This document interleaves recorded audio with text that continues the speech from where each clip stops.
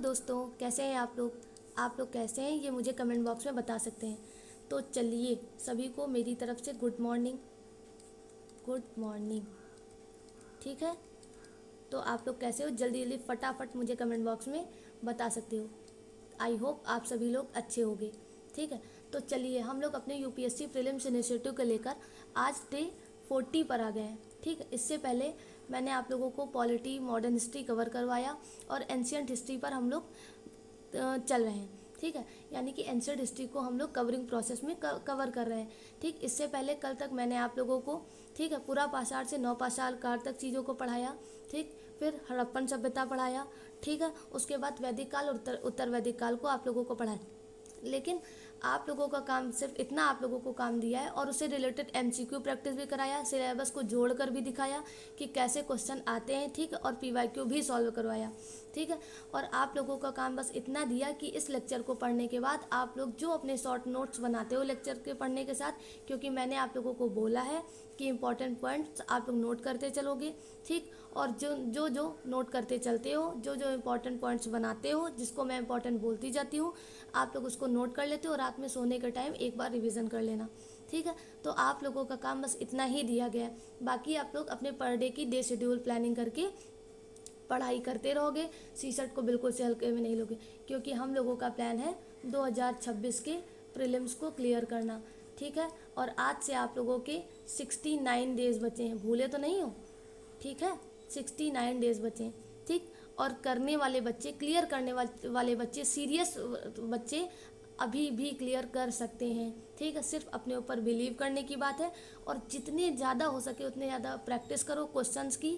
ठीक है, सिर्फ स्कोर देखो ही ना कि कितने हम पीवाईक्यू सॉल्व कर रहे हैं, एमसीक्यू सॉल्व कर रहे हैं, हम कितने क्वेश्चन सही कर रहे हैं। सिर्फ हर एक क्वेश्चन को अपने सीखने का जरिया बनाओ कि उन 4 स्टेटमेंट से मुझे एक नई जानकारी मिलती है। ठीक है, तो अगर आप लोग उसको इस तरह चीज़ों को सीखोगे तो जल्दी रिकॉल कर पाओगे, जल्दी सीख पाओगे और आप लोगों का सिलेबस कम टाइम में ज़्यादा तैयार हो जाएगा। ठीक है, लेकिन आप लोग मेरे साथ जुड़ोगे तो उससे भी जल्दी तैयार हो जाएगा। ठीक, अब अपनी भी तो तारीफ़ करनी है चलिए, मजाक कर रहे थे, है ना। तो आप लोग जितने बच्चे पहले आए हैं, नए आए हैं, तो वो मेक श्योर कर लें कि आप लोगों को मेरा चैनल सब्सक्राइब कर लेना है। ठीक है, और हमारी छोटी सी यूट्यूब फैमिली को बड़ा कर देना है। चलिए, अब हम लोग अपने आज के टॉपिक संगम काल को पढ़ेंगे। ध्यान से, आराम से, फोकस करके पढ़ना। ठीक है, जो चीज़ समझ में ना आए वो आप लोग डाउट सेक्शन में कमेंट बॉक्स में पूछ सकते हो। ठीक है, तो शुरू करें। चलो लेट्स गो, शुरू करते हैं। देखो, पहला क्या है, और जो इम्पोर्टेंट होगा वहाँ पर मैं स्टार करती जाऊँगी। आप लोगों का काम है कि उसको लिखते जाना। ठीक है, देखो, संगम युग से तात्पर्य दक्षिण भारत के आरंभिक इतिहास का वह युग है जब तमिल कवियों द्वारा बड़ी संख्या में तमिल कविताओं की रचना की गई थी। सुन रहे हो ध्यान से। देखो, इस लाइन से ही आप लोगों को संगम काल के बारे में समझ में आ रहा होगा कि संगम काल का मतलब क्या है, कि दक्षिण भारत के आरंभिक काल का वह इतिहास है जब क्या था कि तमिल कवियों द्वारा बड़ी संख्या में तमिल रचनाएं की जा रही थी। ठीक है, उसी को संगम काल बोलते हैं। इसमें क्या था कि पहला पॉइंट क्या है कि संगम शब्द जो है, संगम शब्द कवियों के समागम अर्थात साथ आने का स्थल है। ठीक है, तो आप लोग इसको नोट करोगे या फिर एक बार पढ़ने के लिए एक पॉइंट में, बुलेट पॉइंट में लिख लो। उसके बाद परंपरागत रूप से एक के पश्चात 3 संगम आयोजित किए गए हैं। ठीक है, परंपरागत रूप से एक के बाद 3 संगम आयोजित किए गए। 1 मिनट, मैंने आज आप लोगों को करंट अफेयर्स और मैप का टॉपिक नहीं दिया है, मैं भूल गई थी। पहले उसको बता देते हैं, फिर आगे कंटिन्यू करेंगे। ओके, तो आप लोगों के लिए मैप का क्वेश्चन क्या है। मैप में आप लोगों को क्या देखना है आज मैप में आप लोगों को गल्फ ऑफ मन्नार, ठीक, गल्फ ऑफ मन्नार और गल्फ ऑफ कच्छ देखना है। ठीक है, तो इतना आप लोग मेक श्योर करोगे कि अच्छे से इसकी मैपिंग करके, याद करके, चीज़ों को पढ़ के रिवाइज करके रख लेना। ठीक है, और करंट अफेयर्स में के लिए आप लोगों को क्या देखना है, क्रिटिकल मिनरल मिशन के बारे में पढ़ना है। ठीक है, और आप लोगों को उसको अच्छे से रीड एंड रिवाइज करना है। ठीक है, देखो, मैं तो अपनी जिम्मेदारी अच्छे से निभा रही हूँ, अब आप लोग अपनी जिम्मेदारी कितना अच्छे से निभाते हो, ठीक है, ये आप लोगों का रिजल्ट फिक्स कर देगा। तो डेली बेसिस पर जितने आप लोगों को करंट अफेयर्स और मैप के टॉपिक दिए जाते हैं, प्लीज़ उसको पढ़ो, ठीक है। और मैपिंग के लिए आप लोगों का सबसे अच्छा याद करने का तरीका यही होता है कि आप लोग पढ़िए, एक बार देखिए और उससे उसके आसपास जितने भी बॉर्डरिंग कंट्रीज़ हैं, ठीक है, उनको नोट कर लो और उसके बाद जल्दी से इस वीडियो के कमेंट में लिख दो। लिखने से आप लोगों को याद रहेगा और वीडियो के कमेंट में लिखते हो, इस वजह से आप लोगों की एक्टिव रिकॉलिंग ज़्यादा बढ़ती है, ठीक है। कॉपी पे लिखोगे, लिख के रख लोगे, लेकिन वीडियो पर लिखोगे तो आप लोगों को कहीं गलती ना हो जाए। हर एक चीज़ के बारे में सारी इंद्रियां एक्टिव रहती है और आप लोगों को यकीन मानो जल्दी जल्दी याद होता है ना। अगर आप लोगों को यकीन हो तो कभी भी किसी भी एक वीडियो पर जो भी आप लोगों को कमेंट का काम दिया जाता है, मतलब पढ़ाई लिखाई से रिलेटेड, ठीक है, तो उसमें आप लोग ज़रूर अटेम्प्ट कर सकते हो। जैसे कि PYQ पूछे जा रहे हैं तो आप लोग को PYQ का आंसर देना है। आप लोग यकीन मानो कि आप लोगों का वो PYQ आप लोग देखना, आप लोग रियलाइज़ करना कि वो PYQ वो क्वेश्चन आप लोगों को ज़्यादा देर तक याद रहेगा कंपैरिजन आप लोग कॉपी में लिखते हो, ठीक है। कॉपी में भी लिखना सेफ है, आप लोगों को कॉपी में भी लिखना चाहिए क्योंकि वो अगले दिन भी रिवाइज करोगे। ये तो जिम्मेदारी है और ये आप लोगों का काम है। जितने अच्छी तरीके से जो काम कर सकते हैं वही तो करेंगे, ठीक। तो आप लोग ये कर सकते हो। ये सिर्फ मेरा एक सुझाव था, ठीक है। तो चलिए अब हम लोग शुरू करते हैं। तो हम लोग कहाँ तक आ गए थे? तो उसके बाद क्या था कि परंपरागत रूप से अगर हम लोग देखें तो एक के पश्चात 3 संगम आयोजित किए गए हैं, ठीक है। फिर तीनों संगम मदुरै के पांड्य शासकों के संरक्षण में विभिन्न स्थलों पर आयोजित किए गए, ठीक। उसके बाद संगम साहित्य के कवियों यानी कि कवियों नहीं, कविताएं, ठीक, 2 विषयों पर आधारित है। अब ये इंपॉर्टेंट है, इसको याद रखो, ठीक है। इसको मैंने मार्क कर दिया, आप लोग भी नोट कर लोगे। संगम साहित्य की 2 कविताएं इंपॉर्टेंट है, यानी कि 2 विषय वस्तु पर इनकी कविताएं आधारित है। पहला प्रेम और दूसरा युद्ध।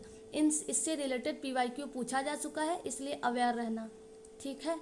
उसके बाद इन पर आधारित थी। इस साहित्य की विशेषता तत्कालीन तमिल समाज का उत्तर सभ्यता की तरफ थी, जो कि आर्य के साथ सामंजस्य का विवरण था, ठीक है। तो इसको भी मैं मार्क किए दे रही हूँ और आप लोग याद रखोगे, ठीक है।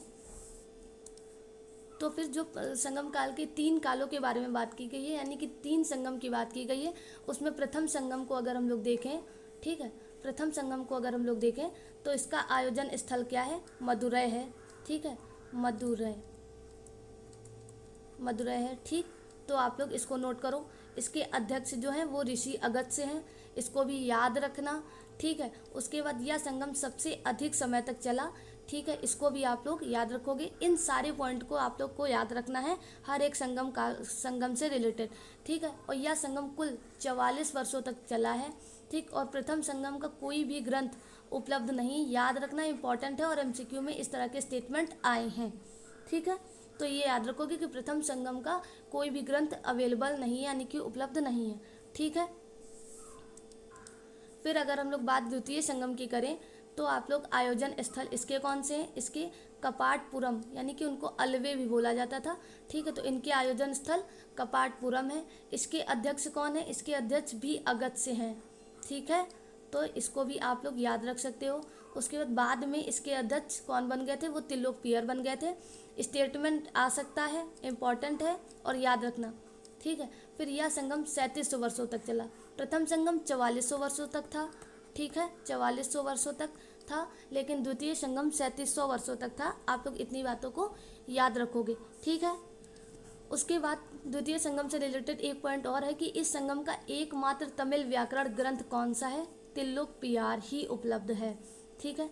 तो आप लोगों ने प्रथम संगम में देखा कि कोई भी ग्रंथ उससे रिलेटेड उपलब्ध नहीं है, लेकिन द्वितीय संगम का ग्रंथ है, वो कौन सा है? त्रिलोकपियर है। और इस त्रिलोकपियर के ऊपर क्वेश्चंस आ चुके हैं, ठीक है। तो इसको याद रखना। उसके बाद अगर अब हम लोग तृतीय संगम की बात करें तो इसका आयोजन स्थल कौन है? उत्तरी मदुरै है, ठीक है, उत्तरी मदुरै है, ये याद रखोगे। पहले आयोजन स्थल याद रखोगे, फिर अध्यक्ष इसके कौन याद रखोगे? अध्यक्ष कौन है? वो नकीर हैं, ठीक। तो अध्यक्ष नकीर याद रखोगे। फिर तीसरे संगम की विशेषता क्या है? तीसरे संगम की विशेषता है कि इस समय के संकलित जो ग्रंथ हैं, ठीक है, जो कि अभी भी आज भी उपलब्ध है। तो तृतीय संगम के कोई पर्टिकुलर ग्रंथ के बारे में तो नाम लिया नहीं गया है, ठीक, तो उतना इम्पोर्टेंट वो नहीं हो जाता है। बस इतना एक जानकारी के लिए याद रखो कि वो आज भी उपलब्ध हैं। लेकिन अगर बात किया जाए कि द्वितीय संगम के ग्रंथ के बारे में, तो वो त्रिलोकपियर है और वो उस टाइम उसकी रचना की गई थी, वो उस टाइम उपलब्ध था। ठीक है, चलिए अब हम लोग नेक्स्ट टॉपिक पर, मतलब नेक्स्ट पॉइंट पर आते हैं। फिर हम लोग संगम साहित्य पर आते हैं, ठीक, जो कि एक सबसे ज़्यादा इम्पॉर्टेंट सेगमेंट हो जाता है, ठीक, संगम काल से रिलेटेड। तो संगम साहित्य मूल रूप से तमिल भाषा में लिखे गए। पहला पॉइंट तो यही इम्पॉर्टेंट हो जाता है, इसको ही मार्क कर लो, ठीक, क्योंकि संगम साहित्य भाषा की वजह से पूछा जा सकता है। ठीक है, और उसके बाद प्रमुख संगम ग्रंथ निम्नलिखित में से हैं। तो अब हम लोग एक एक संगम ग्रंथ के बारे में एक एक आराम से पढ़ेंगे। ठीक है, तो जैसा कि मैंने आप लोगों को द्वितीय संगम के टाइम में तोल्लाकपियम की रचना बताई, तो तोल्लाकपियम के बारे में पहले देखते हैं, क्योंकि पहला संगम ग्रंथ यही है। यह एक व्याकरण ग्रंथ है, इम्पॉर्टेंट है, याद रखो। तोल्लाकपियम कैसा ग्रंथ है? यह एक व्याकरण ग्रंथ है। यह धर्म, अर्थ, काम, मोक्ष की व्याख्या इस ग्रंथ में इसमें की गई है। ठीक है, तो ये इतना याद रख सकते हो। उसके बाद इसकी रचना तोल्लाकपियर की थी, जो कि आप लोग ग्रंथ से ही इसके रचनाकार का नाम याद रखने में आप लोगों को आसानी होगी और वो आसानी से याद रख सकते हो। ठीक है, तो ये बात रिमेंबर करना, याद रखना, क्योंकि इंपॉर्टेंट है और पीवाईक्यू में पूछा जा चुका है, बार बार बता रहे हैं। ठीक है, फिर उसके बाद अगर दूसरे ग्रंथ की बात करें तो एतु तोके, इसका क्या नाम है? एतु तोके नाम है। ये 8 ग्रंथों का संग्रह है, इम्पॉर्टेंट है, पहली बात यही, ये 8 ग्रंथों का संग्रह है, इसलिए इसको अष्ट संग्रह भी कहा जाता है। ठीक है, उसके बाद पहला पॉइंट क्या है? इस अष्ट संग्रह का प्रमुख ग्रंथ क्या है? परिपादल है, याद रखोगे।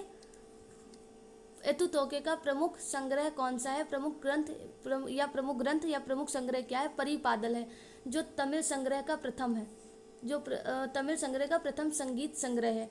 ठीक है, तमिल संग्रह का प्रथम संगीत संग्रह है, कंफ्यूज मत होना, याद रखना। देखो, पहला कौन से संगम साहित्य के कौन से ग्रंथ है? तो पहला तुल्लकपियार आप लोगों को पढ़ा, तुल्लकपियम पढ़ा, जो जिसके रचनाकार कौन है? तुल्लकपियार है। उसके बाद एतु तोके, ये 8 ग्रंथों का संग्रह है, इसलिए इसको अष्ट संग्रह कहा जाता है। दूसरा पॉइंट क्लियर हो गया। उसके बाद इस अष्ट संग्रह का प्रमुख ग्रंथ कौन सा है? वो परिपादल है। ठीक, तो ये भी याद रखोगे। और जो तमिल संग्रह का प्रथम है, प्रथम संगीत संग्रह। अब परिपादल क्या है? वो परिपादल अपने आप में एक तमिल संग्रह का प्रथम संगीत संग्रह है। ठीक है, उसके बाद अगर हम लोग बात करें तो इस अष्ट संग्रह का दूसरा प्रमुख ग्रंथ क्या है? इस अष्ट संग्रह का दूसरा प्रमुख ग्रंथ क्या है? आहनारू है, याद रखोगे, सारे इंपॉर्टेंट चीज़ें बता रहे हैं। ठीक है, आहनारू है, जो कि मदुरै निवासी रुद्र शर्मन ने लिखा है। रुद्र शर्मन के बारे में भी आप लोग याद रख सकते हो। ठीक, तो इतना आप लोग याद रखोगे चीज़ों के। एक बार फिर से रिवाइज कर लो। पहला तुल्लकपियम, उसके रचनाकार तुल्लकपियार। ठीक है, उसके बाद एतु तोके जो है वो 8 ग्रंथों का संग्रह है, इसलिए इसको अष्ट संग्रह बोला जाता है। इसका प्रमुख ग्रंथ क्या है? परिपादल है, जो कि अपने आप में एक तमिल संग्रह का प्रथम संगीत संग्रह है। ठीक है, उसके बाद इसका अष्ट संग्रह का दूसरा प्रमुख संग्रह क्या? आहनारू है, और उसे मदुरै निवासी रुद्रस वर्मन ने लिखा है। ठीक है, आई होप आप लोगों को 2 ग्रंथ के बारे में क्लियर हो गया है। अब हम लोग तीसरे पर मूव करेंगे। फिर तीसरा क्या है? पत्तुक पातु है। ठीक, पत्तुक पातु। अब तीसरा ग्रंथ क्या है?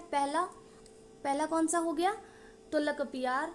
दूसरा क्या है? कमेंट बॉक्स में लिख कर बताओ। दूसरा कमेंट बॉक्स में लिख कर आप लोग बताइए।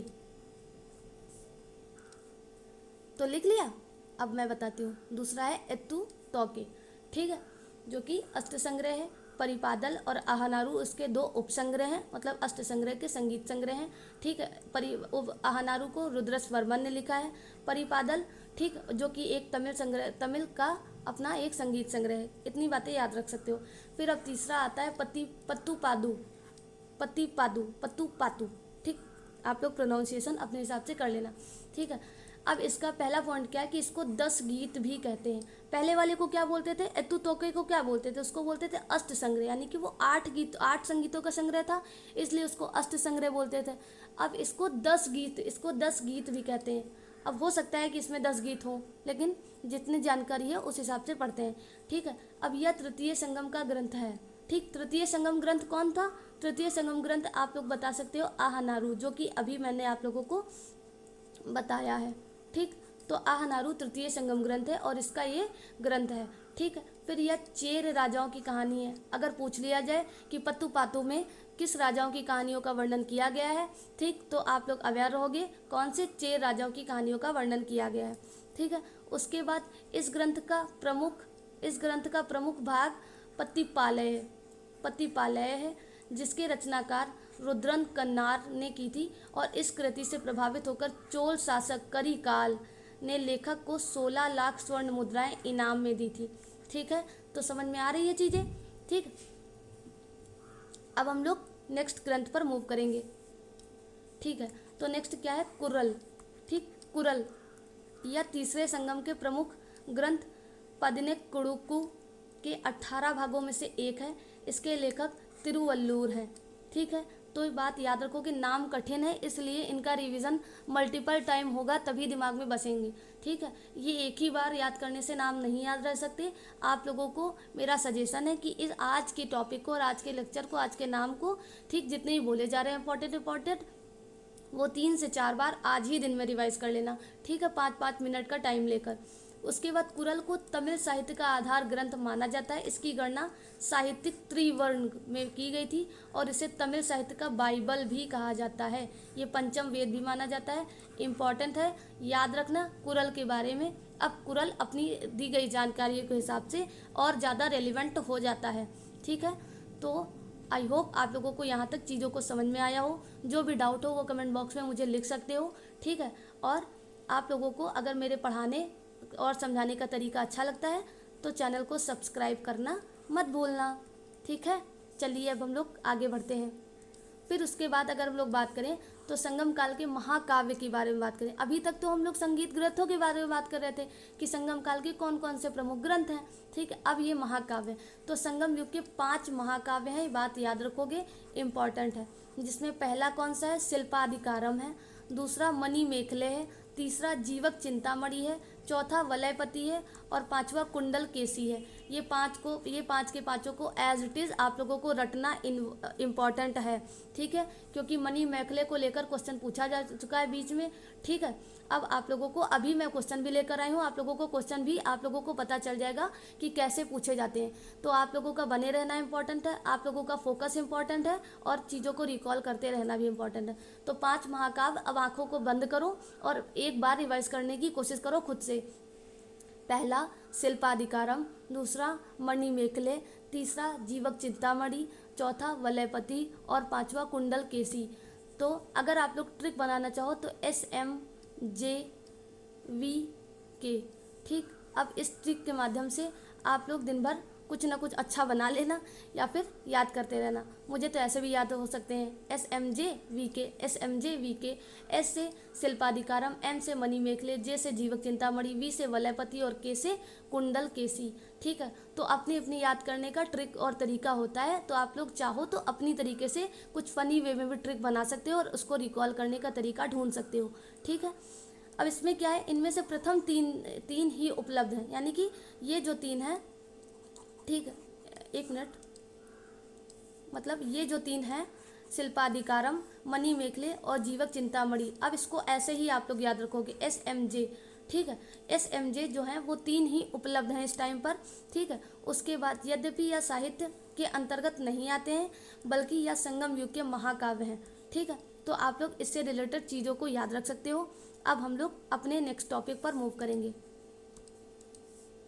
ठीक है, तो पहले हम लोग अपने महाकाव्य शिल्पाधिकारम के बारे में पढ़ते हैं। उसके लेखक कौन है, इलंगो आदिगल है। ठीक है, तो याद रखना इलंगो आदिगल। फिर यह चेर शासक के सेन गुटवन का भाई था, ये चेर शासक सेन गुटवन का भाई था। ठीक, तो इस बारे में आप लोग याद रख सकते हो। पहला महाकाव्य शिल्पाधिकारम। ठीक है, शिल्पाधिकारम, उसके लेखक कौन है, इलंगो आदिगल हैं और यह चेर शासक सेन गुटवन का भाई था। इसकी कहानी क्या है कि इस ग्रंथ का नायक कोवलम याद रख सकते हो एवं उसकी पत्नी कनगी है। ठीक है, अब इसकी स्टोरी के बारे में थोड़ा सुन लो तो शायद इसको रिकॉल करने में आप लोगों को आसानी होगी। देखो, मान लो संगम युग में 5 महाकाव्य थे। ठीक है, SMJVK आप लोग रिकॉल करके आंखें बंद करके एक बार रिकॉल करने की कोशिश करो। S से शिल्पाधिकारम, M से मेखले करके कुछ था, एक मिनट, ठीक है, तो याद करने की कोशिश करो। एस से क्या था? एस से शिल्पाधिकारम, जो कि सामने ही दिख रहा होगा। एम से क्या था? मणि मेखले था। ठीक है, उसके बाद जे से क्या था? जीवक चिंतामणि था।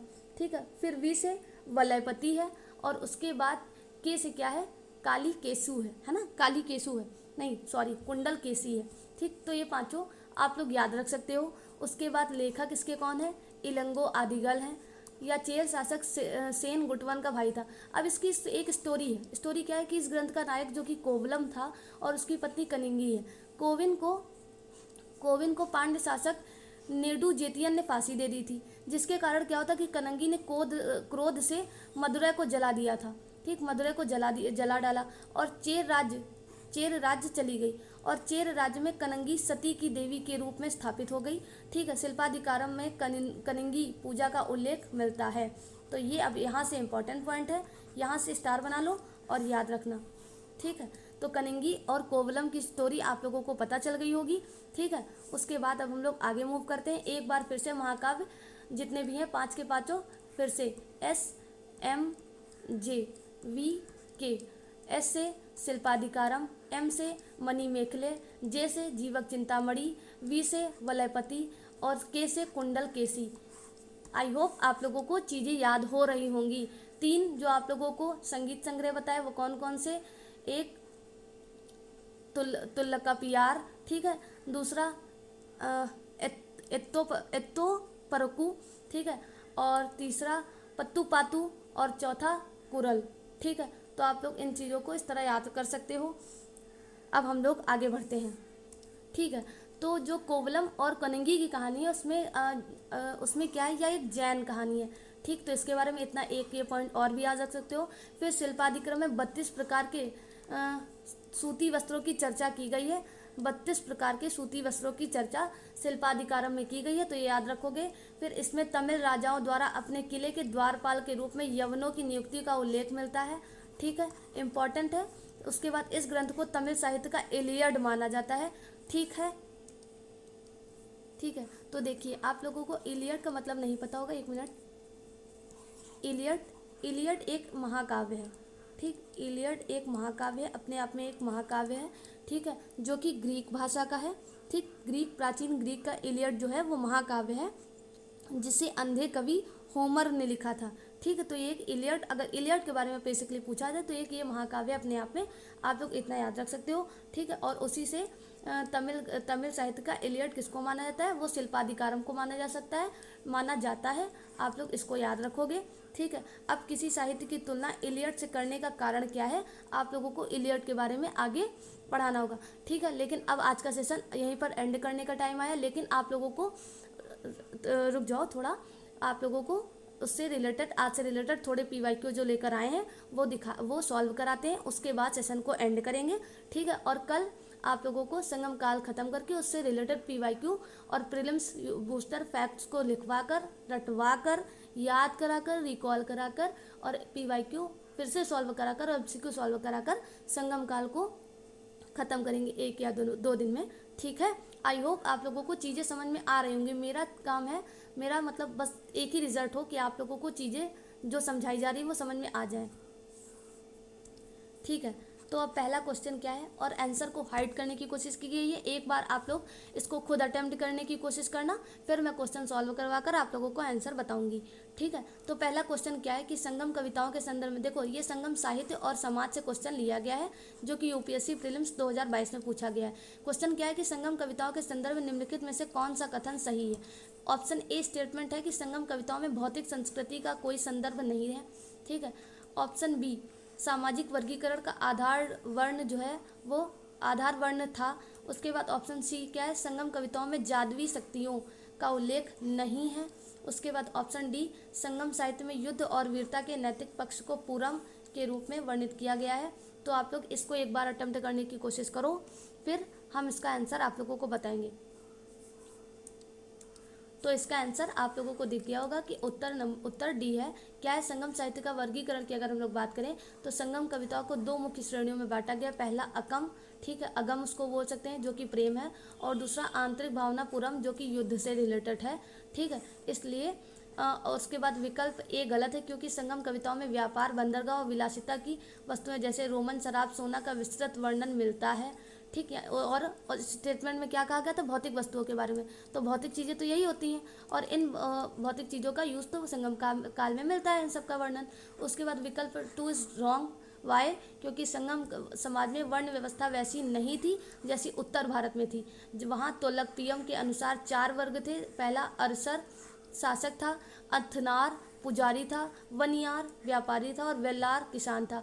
ठीक है, तो ये चारों आप लोग इस स्टेटमेंट पीवाईक्यू के माध्यम से इसको भी याद रखोगे एडिशनल इन्फॉर्मेशन के रूप में। ठीक है, फिर विकल्प सी क्या है, विकल्प सी रॉन्ग है। वाई? संगम साहित्य में अनंगू जैसी जादुई शक्तियों का विभिन्न अनुष्ठानों में जिक्र मिलता है। ठीक, तो इसको भी आप लोग याद रख सकते हो। आई होप आप लोगों को पहला पीवाईक्यू सॉल्व करने में मज़ा आया होगा, और आज के सेशन में भी आप लोगों को काफ़ी मज़ा आया होगा। फिर अब दूसरा क्वेश्चन आप लोगों के सामने है, और उसका उत्तर भी आप लोगों के सामने है। ठीक है, लेकिन एक बार समझने की और उसको एनालाइज करने की कोशिश करना। ये टॉपिक क्या है कि प्रमुख व्यापारिक केंद्र से ये टॉपिक लिया गया। टॉपिक भी याद रखोगे कि कौन कौन से टॉपिक से क्वेश्चन पुटअप किए जाते हैं। ठीक, तो संगम युग के दौरान उरयूर किस लिए प्रसिद्ध था? तो पहला घोड़े के व्यापार के लिए, दूसरा कपास के व्यापार के लिए यानी कि सूती कपड़ा, तीसरा मसालों के व्यापार के लिए, चौथा रत्नों के व्यापार के लिए। तो option B is the correct one. ठीक है, तो इसका विस्तृत व्याख्या क्या होती है कि उरयूर एक प्राचीन चोलाज की राजधानी थी और कावेरी नदी के तट पर स्थित थी। यह अपने बेहतरीन सूती कपड़ों के उत्पादन और व्यापार के लिए प्रसिद्ध है। या यहाँ से रोम और अन्य देश मलमल के सूती वस्त्रों का निर्यात करते थे। ठीक है, तो आप लोगों को आई होप दूसरा पीवाईक्यू भी समझ में आया है। ये 2020 में क्वेश्चन पूछा गया है। ठीक, तो आप लोग रेलेवेंसी सेशन की और आज के दिन की समझ सकते हो। फिर ये रहा आज के दिन का लास्ट क्वेश्चन, और आप लोग इसको अटेम्प्ट करने की कोशिश करो। ठीक है, ये प्रमुख संगम ग्रंथों के विषय में है, ग्रंथ आप लोगों को पढ़ाए हैं। देखो, निम्नलिखित में से कौन सा संगम ग्रंथ व्याकरण से संबंधित है? ऊपर पढ़ा चुके हैं आप लोग, इसका चुटकियों में आंसर दे सकते हो। पहला एट्टुटुकोए, दूसरा पट्टू पाटू, तीसरा तोलकपियम और तीसरा पांथिने किलन कल्लू। ठीक है, तो इसका ऑप्शन सी इसका सही आंसर हो जाता है, क्योंकि मैंने आप लोगों को पढ़ाया भी है तोलकपियम के बारे में, जो कि तमिल ग्रंथ का दूसरा ग्रंथ था। ठीक, तोलकपियम या संगम काल का सबसे पुराना उपग्रंथ है। इसके लेखक तोलपियार हैं, जो कि अगस्त्य ऋषि के शिष्य थे। यह न केवल तमिल व्याकरण की पुस्तक लिखी है, बल्कि उस समय के सामाजिक राजनीतिक स्थितियों का काव्यशास्त्र पर भी प्रकाश डाला है। तैयारी के लिए एक महत्वपूर्ण तालिका है। ठीक है, अगर हम लोग तैयारी के लिए प्रमुख तालिका देखें तो राजवंश प्रतीक और प्रमुख बंदरगाह, तो चेर, धनुष और बाण मुजरिस ये इनके राजवंश के प्रतीक थे। ठीक है, चोल जो उनका राजवंश का प्रतीक क्या है, बाघ है, पुहार है, और इनका प्रमुख पोर्ट क्या है, कावेरी पट्टनम है। ठीक, पांड्य इनका राजवंश प्रतीक क्या है, मछली है, और इनका कोरकोई इनका राजवंश यानी कि इनका पोर्ट है। फिर उसके बाद अब प्रोटीप है, तो उससे आप लोगों को कोई मतलब नहीं है। चलो कोई ना, एक बार देख लो। 2 महाकाव्य शिल्पाधिकारम जो कि इलंगो और आडिकाली द्वारा रचित है, और मणि मेखले जो कि शीतले यानी कि सतनार द्वारा रचित, उसके बारे में यूपीएससी क्वेश्चन पूछता है। आप लोग याद रख सकते हो चीज़ों को। तो ये आप लोगों से रिलेटेड, ये आप लोगों के लिए प्रीलिम्स फैक्ट्स हैं। ठीक है, जो कि अब कल के सेशन पर डिस्कस करूँगी। आज का टाइम एंड होने को आया है। ठीक है, तो अगर आज आप लोगों को सेशन अच्छा लगा हो, ठीक है, तो प्लीज़ आप लोग सेशन को लाइक भी कर दिया करो। ठीक है, जिससे वीडियो आगे बच्चों तक पहुंच सके। ठीक है, क्योंकि हिंदी मीडियम में बच्चों को पढ़ाना एक वैसे भी चैलेंज हो जाता है, और आप लोग जब मेहनत दिखाओगे तो मेरी भी मेहनत सफल होगी। ठीक है, उसके बाद जितने भी बच्चे नए आए हैं वो मेक श्योर करें कि चैनल को सब्सक्राइब कर लो। ठीक है, और उसके बाद ज़्यादा से ज़्यादा इस सेशन में जुड़कर हमारी और आपकी मेहनत को सफल करो। ठीक है, तो चलिए हम लोग ज़रूर से ज़रूर 2026 को क्लियर करेंगे। ऐसे ही मेहनत करते रहना। आज के लिए बस इतना ही। Have a nice day. Bye bye, good bye, जय हिंद।